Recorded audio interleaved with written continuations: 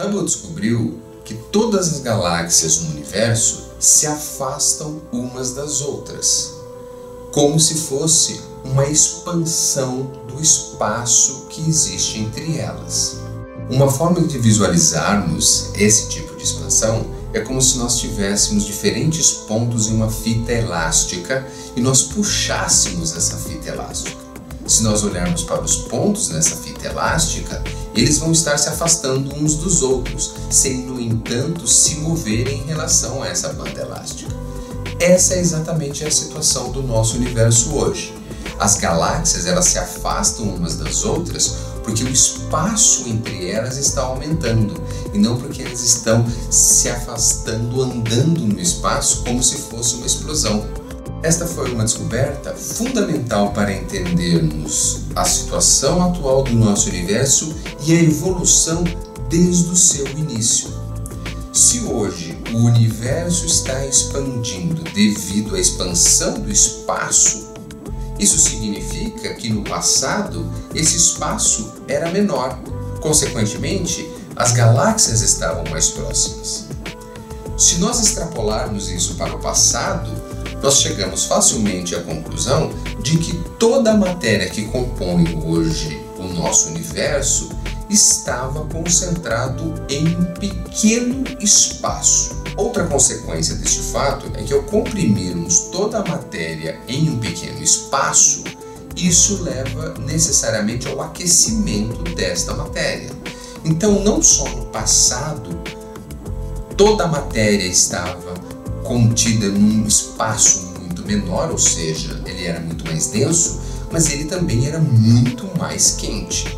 O que os cientistas então se perguntaram foi: o que acontece com a matéria quando nós colocamos todas elas num espaço muito menor, numa situação muito mais densa e com uma temperatura cada vez maior? O que acontece com a matéria quando nós a aquecemos pode ser exemplificado com a água. Se nós pegarmos a água líquida é composta pelas moléculas que compõem a água.